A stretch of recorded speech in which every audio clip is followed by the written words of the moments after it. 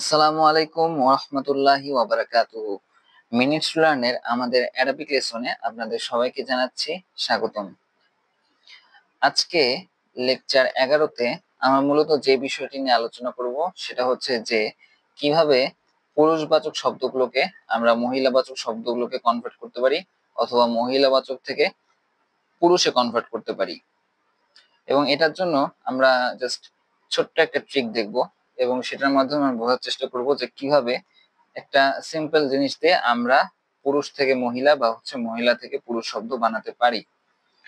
প্রথমত এখানে আমরা প্রথম এক্সাম্পলটাতে দেখি, এখানে আছে পুরুষবাচক শব্দ মুমিনুন। মুমিনুন এবং সেই মুমিনুন থেকে হয়ে যাচ্ছে মুমিনাতুন। মুমিনাতুন পরের শব্দটাতে আসে যে মুশরিকুন। মুশরিকুন থেকে হচ্ছে মুশরিকাতুন। মুশরিকুন, মুশরিকাতুন।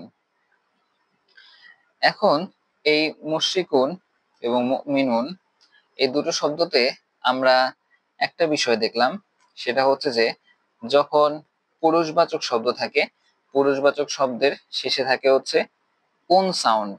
কি সাউন্ড? উন সাউন্ড। আর মহিলাবাচক শব্দে যখন হচ্ছে জিনিসটা কনভার্ট হয় তখন সেখানে একটা সাউন্ড হয়, সেটা হচ্ছে যে আতুন।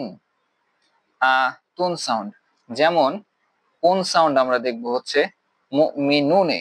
মুমিনুন লাস্টে কোন সাউন্ড আছে, মুমিনুন কোন সাউন্ড। আর যখন হচ্ছে এই একই শব্দ স্ত্রীবাচক শব্দে কনভার্ট হয় তখন সেখানে হচ্ছে আতুন হয়। কিভাবে? সেটা হচ্ছে মুমিনুন এর উন সাউন্ড উঠে গিয়ে সেখানে হয়ে যায় হচ্ছে আতুন, মানে হচ্ছে মুমিনাতুন।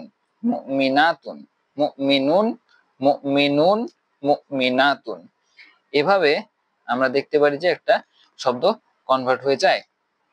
সিমিলারলি আমরা দেখবো যে মুশরিকুন থেকে মুশরিকাতুন, মুফসিদুন থেকে মুফসিদাতুন, আলিমুন থেকে আলিমাতুন, মুসলিমুন থেকে মুসলিমাতুন, কাফিরুন থেকে কাফিরাতুন, যাকিরুন থেকে যাকিরাতুন, মুনাফিকুন থেকে মুনাফিকাতুন।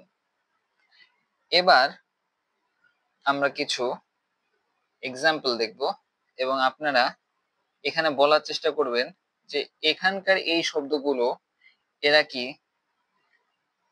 ম্যাসকিউলিন নাকি ফেমিনিন, তারা কি পুরুষবাচক শব্দ নাকি স্ত্রীবাচক শব্দ, আপনারা একটু বলার চেষ্টা করবেন। প্রথমত আমরা দেখব যে মুসলিমুন। মুসলিমুনে এখানে আপনারা চাইলে ভিডিওটি পজ করতে পারেন এবং হচ্ছে এখান থেকে আপনারা পজ করে সবগুলো ওয়ার্ড চেষ্টা করতে পারেন। আচ্ছা, তো প্রথমে মুসলিমুন শব্দে আমাদের এটা শেষে আছে একটা কোন সাউন্ড, এবং আমরা আগেও শিখেছিলাম যে সাধারণত 5টি ক্যারেক্টারিস্টিক্স এর মাধ্যমে আমরা বুঝতে পারবো যে একটা শব্দ পুরুষবাচক নাকি স্ত্রীবাচক।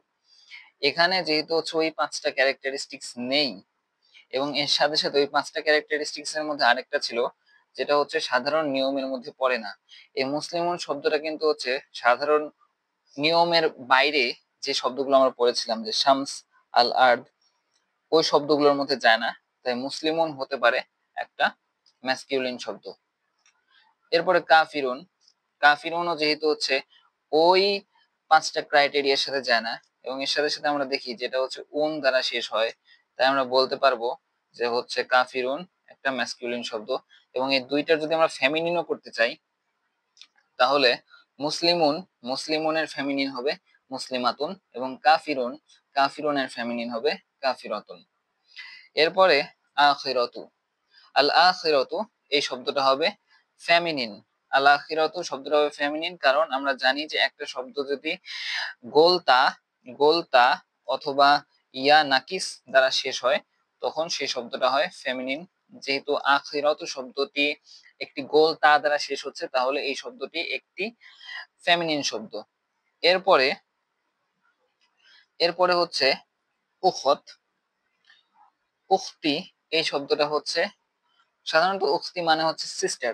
উখতি মানে হচ্ছে সিস্টার, এবং সিস্টার যেহেতু একটা মহিলা জাতীয় শব্দ তাই এটা একটা ফেমিনিন শব্দ। এরপরে ফিতনা। আমরা যদি একটু ফিতনা শব্দটার দিকে তাকাই, আমি একটু বড় করি, ফিতনা শব্দটাতে আপনি দেখবেন যে ফিতনা শব্দটি গোলতা দ্বারা শেষ হয়। যেহেতু ফিতনা শব্দটি গোলতা দ্বারা শেষ হচ্ছে, তাহলে এটা একটা ফেমিনিন শব্দ। এখন নাফস, নাফস শব্দটা কি ম্যাসকিউলিন না ফেমিনিন আপনাদেরকে বলতে হবে। ইয়েস, এটা হচ্ছে একটা ফেমিনিন শব্দ। কারণ আমরা হচ্ছে পড়েছিলাম যে যে শব্দগুলো সাধারণ নিয়মের মধ্যে পড়ে না, সেখানে হচ্ছে নাফসও ছিল, এবং নাফস হচ্ছে ফেমিনিন শব্দ। এবার হচ্ছে আন্তা। আন্তা হচ্ছে একটা প্রোনাউন, এবং আমরা জানি যে আন্তা এটা পরে হচ্ছে আপনার ম্যাসকিউলিন প্রোনাউন। তো এটা অবশ্যই ম্যাসকিউলিন, এখানে লিখিয়ে দেওয়া আছে এটা ম্যাসকিউলিন। এবার আমরা লাস্টে দেখব যে আন্তুন্না। আন্তুন্না মানে হচ্ছে ইউ অল, বা হচ্ছে যে তোমরা সবাই। এটা হচ্ছে ইউটা হচ্ছে এখানে প্লুরাল হিসেবে ব্যবহৃত হয়। তো আন্তন্নাটা একটা হচ্ছে ফেমিনিন শব্দ, এটা হচ্ছে একটা ফেমিনিন প্রোনাউন, তাই এটা হচ্ছে একটা ফেমিনিন শব্দ। তো এই পর্যন্তই। আমাদের সাথে থাকার জন্য অসংখ্য ধন্যবাদ, এবং আমাদের চ্যানেলটি সাবস্ক্রাইব করে আমাদের পাশে থাকবেন। আসসালামু আলাইকুম রহমতুল্লাহ।